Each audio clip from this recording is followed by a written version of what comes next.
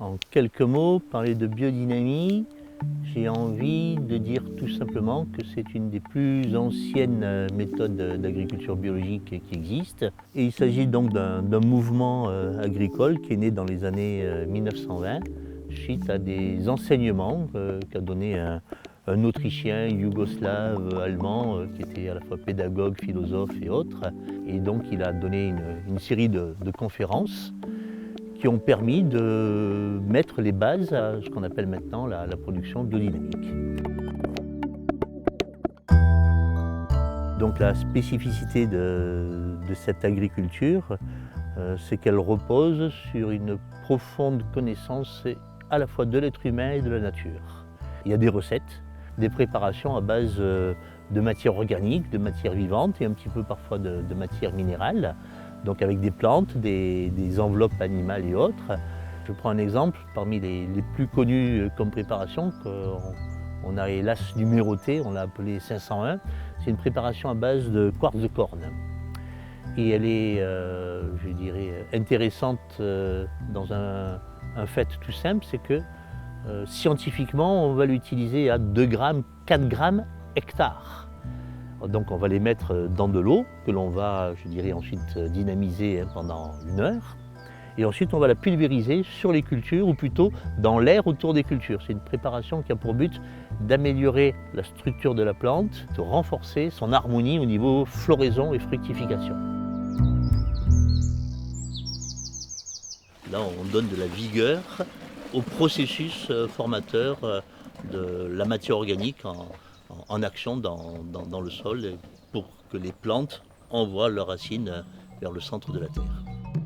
On tourne l'univers dans un sens et ensuite on chaotise, on inverse le mécanisme de rotation en créant un chaos. Vous voyez avoir un bruit absolument merveilleux, que ça doit être la cascade de 10 mètres, de 20 mètres, de 50 mètres de haut.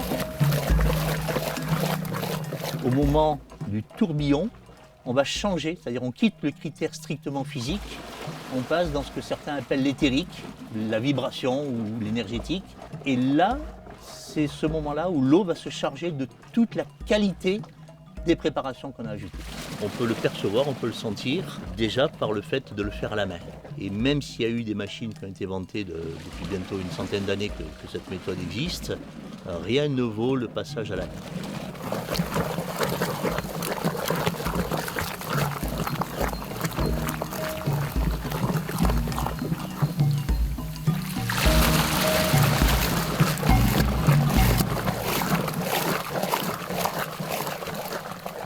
Et effectivement, il y a une philosophie derrière, entre guillemets, c'est-à-dire qu'on va penser autrement, mais c'est à chacun à trouver comment penser.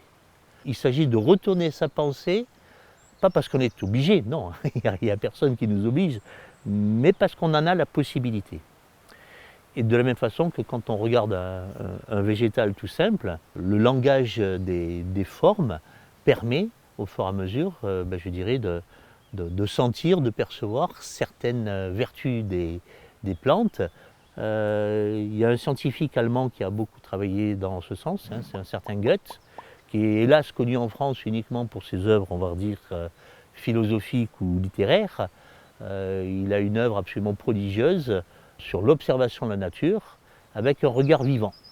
Toutes les plantes peuvent, je dirais, être observées par cet œil du goéthéanisme qui au fur et à mesure permet une métamorphose de notre pensée et une meilleure capacité pour s'occuper aussi bien d'un domaine agricole que d'un petit jardin. L'important dans un jardin, c'est de ne pas vouloir mettre que de la salade, que des oignons, chacun dans sa petite case, bien tranquille. Mais comment est-ce qu'on peut les associer? Donc là, il y a une petite ligne de fleurs, des oignons qui ont été les premiers. Ensuite, au bout d'1 mois ou 2 mois, on repique la salade. Et puis après, il y a un tout petit peu d'entretien. Et donc là, juste un petit passage, tous les 10 jours. Dans le calendrier biodynamique, intervenir tous les 10 jours permet de diminuer le nombre d'interventions. Et une des particularités de ce calendrier, le calendrier Maria Thun, puisque c'est elle qui a participé à la création des premiers conseils sur ce thème, c'est de tenir compte des différents organes des plantes. Et donc elle a mis en lien les plantes, les organes et les différentes constellations astronomiques et non pas astrologiques. Et donc on a des jours pour renforcer la racine, on a des jours pour renforcer la feuille et d'autres pour renforcer la fleur ou les fruits. C'est un travail de tous les jours d'observer le vivant et de se poser des questions et de ne pas forcément vouloir une réponse en automatique. Et au fur et à mesure qu'on observe, la méditation se fait, on comprend, et au fur et à mesure qu'on comprend, il y a d'autres choses qui apparaissent. Et il faut vraiment écouter ce que nous dit la nature. La nature est un livre ouvert, c'est à nous d'être suffisamment attentifs pour calmer notre agitation de tous les jours et la laisser nous raconter tout ce qu'elle a à nous dire. Et elle a beaucoup à nous dire.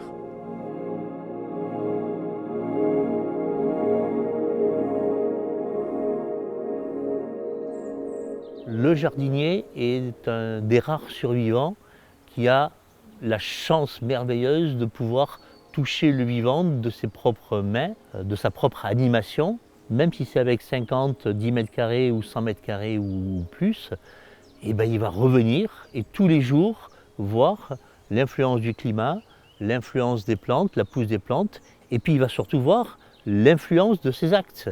Il y a toute cette métamorphose de la nature qui est nourrissante. Le fait d'être promené dans un jardin, de pouvoir être dans un contact est thérapeutique. Une plante qui pousse, on est dans l'acte matériel qui est pour moi le plus spirituel qui puisse exister. C'est un renforcement des forces intérieures à une autre pareille. Et de l'autre côté, la feuille qui vieillit, qui change de couleur, qui va être brûlée par le feu de la vieillesse et passer par la métamorphose de l'abandon de la feuille qui va tomber, avec une concentration des forces dans l'arbre ou dans la branche et dans la fabrication des futurs bourgeons qui vont éclore au printemps. Là aussi, on est dans la préparation aussi bien de la vieillesse que de la mort, qui est une autre métamorphose de notre être sur Terre.